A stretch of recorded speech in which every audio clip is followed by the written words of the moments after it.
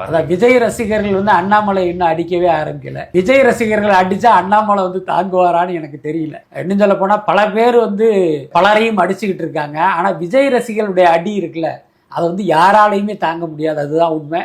சமீபத்தில் virtual warriors நேரடியாக அண்ணாமலை ஊரை ஏமாத்துற மாதிரி சாட்டையை வச்சுட்டு அடிக்கிற மாதிரி அடிக்கிறத நான் சொல்லலை. விர்ச்சுவல் வாரியர்ஸ் தான். ஏன்னா சமீபத்தில் அவர்கிட்ட அடிபட்ட சிவகார்த்திகேயன்ட்ட போய் கேட்டால் அண்ணாமலைக்கு வந்து அவங்க கதையாக சொல்லுவாங்க. எதுக்கு சொல்கிறேன்னா, இன்றைக்கு சமூக ஊடகங்கள் பார்த்தீங்கன்னா ஒரு மிகப்பெரிய சக்தியா இருக்கிறது விஜய் ரசிகர்கள். ஒரு குறிப்பிட்ட அளவுக்கு தொண்டர்கள் இருக்கிற நாம் தமிழர் கட்சியை இப்படி இவங்கள்ட்ட பாடுபட்டப்ப எந்த தொண்டர் பலமும் இல்லாத அண்ணாமலை வந்து எப்படியெல்லாம் படாத பாடுபடுவார் நீங்க யோசிச்சு பாருங்க. அதனால அவர் எல்லாரையும் மாதிரி நினைச்சு விஜயை குறித்து வந்து ஒரு கருத்து சொல்லிட்டார் அப்படின்னு தான் நான் நினைக்கிறேன்.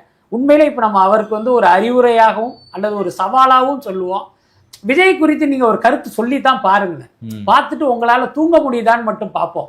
அதாவது நேற்று வரைக்கும் 11 மணிக்கு தூங்குற அண்ணாமலை விஜய் குறித்து இப்படி ஒரு கருத்து சொல்லிட்டாருன்னா அவர் கண்ணை மூடுவதற்கு தூங்குவதற்கு கூடுதலாக 2 மணி நேரம் டைம் ஆகும். ஸோ அந்த அளவுக்கு ஆமா நிச்சயமா அந்த அளவுக்கு விஜயினுடைய தொண்டர்கள் அவரை மன உளைச்சலுக்கு உள்ளாக்கிடுவாங்க. அது சரியா தப்பாங்கிற டிபேட்டு வேற விஷயம். பட் அந்த அளவுக்கு வந்து இவங்க பவர்ஃபுல்லா இருக்காங்க. அந்த யதார்த்தத்தை நம்ம ஒத்துக்கணும். நாம ஒத்துக்க வேணாம், அண்ணாமலை ஒத்துக்கணும்.